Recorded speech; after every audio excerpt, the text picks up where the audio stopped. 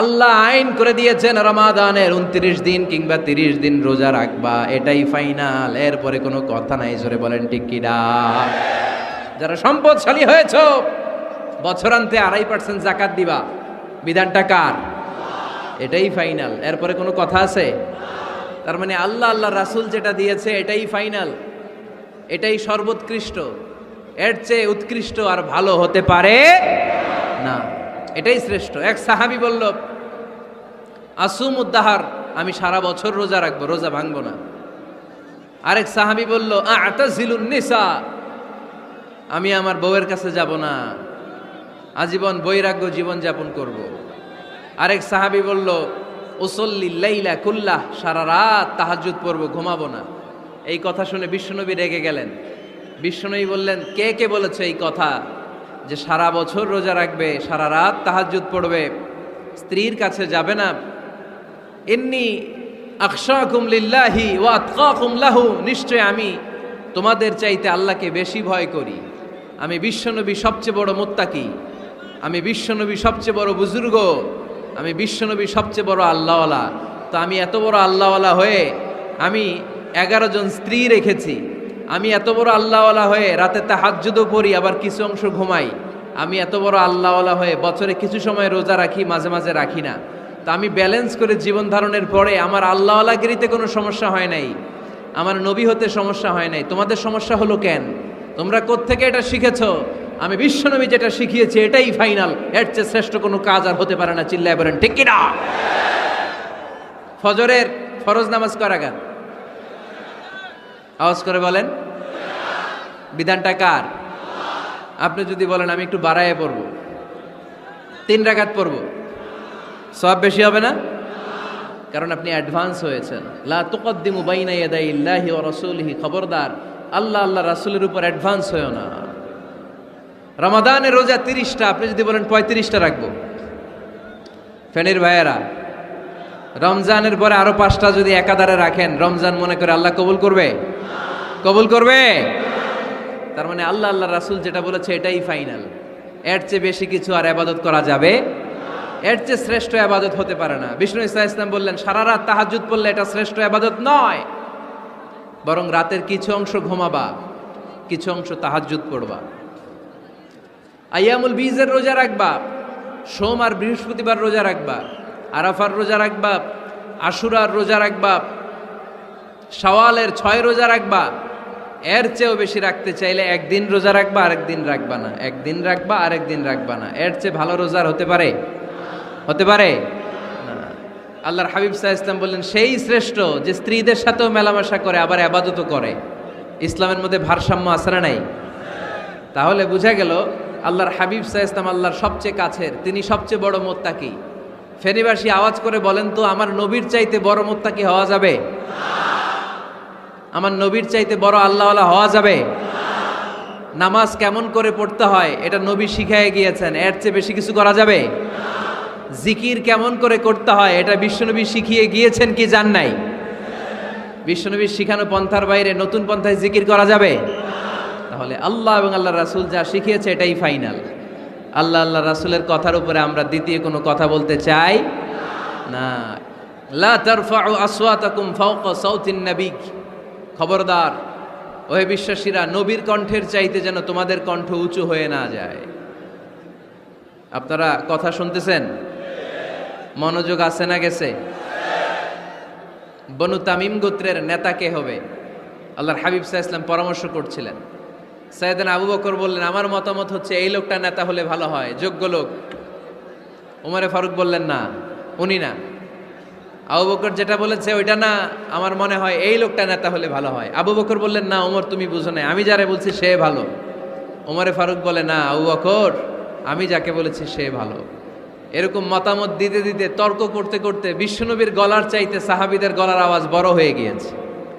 আল্লাহ এটা আরশের উপর থেকে বরদাস্ত করে নাই। আল্লাহ বলেছেন, খবরদার, লা তারফাউ আসওয়াতাকুম ফাওকা সাউতিন নবী, নবীর কণ্ঠের চাইতে তোমাদের কণ্ঠ যেন উঁচু হয়ে না যায়। আমার নবীকে আমি তোমাদের বন্ধু বানিয়েছি, তোমাদের কাছে রেখেছি, তার মানে এই নয় যা মন চায় তাই নবীর সাথে আচরণ করবা, ঠিক কিনা? কখনো যেন নবীর কণ্ঠের চাইতে কণ্ঠ উঁচু হয়ে না যায়। যদি নবীর গলার আওয়াজের চাইতে তোমাদের গলার আওয়াজ উঁচু হয়ে যায়, তোমাদের জীবনের সব নেক আমলগুলোকে আমি বাতিল করে দেব।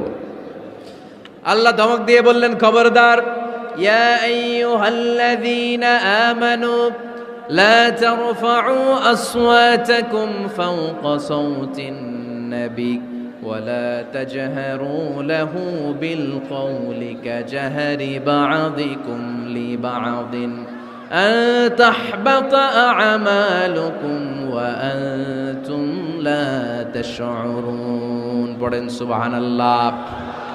আল্লাহ বললেন, খবরদার, আমার নবীর কণ্ঠের চাইতে যেন তোমাদের কণ্ঠ উঁচু হয়ে না যায়।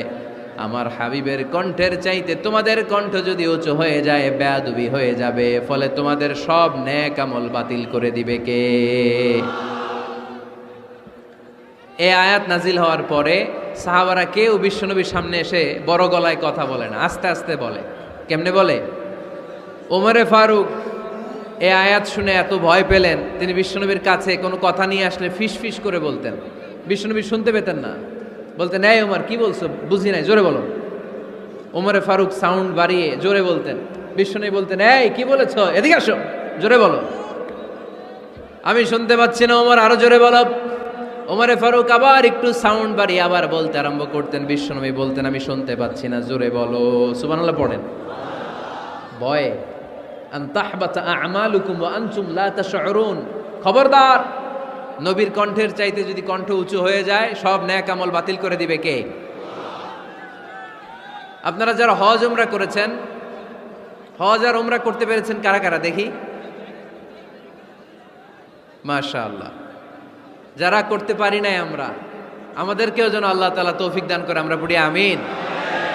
আমরা যেন কাবার চারপাশে তাওয়াফ করতে পারি, সাফা মারওয়ায় যেন সাই করতে পারি, আল্লাহর হাবিব সাল্লাল্লাহু আলাইহি ওয়াসাল্লামের কবরের সামনে দাঁড়িয়ে যেন আমরা সালাতু সালাম পাঠ করতে পারি। আওয়াজ করে পড়তে হবে আমিন। বিশ্বনবী সাল্লাল্লাহু আলাইহি ওয়াসাল্লামের কবরের উপরে এই আয়াতটা লেখা, যে আয়াত নিয়ে আমি এখন আপনাদের সামনে আলোচনা করছি। লা তারফাউ আসওয়াতাকুম ফাওকা সাওতিন নবী। দেখছেন না হাজী সাহেবরা, দেখে আসছেন না?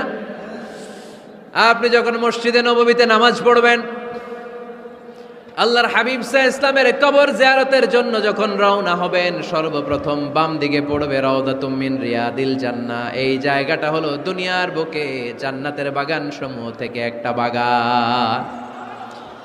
আপনি হাঁটতে থাকবেন, হাঁটতে হাঁটতে রাউদাতুম মিন রিয়াদিল জান্নাহ পার হওয়ার পরে বাম দিকে পড়বে বিশ্বনবীর কবর।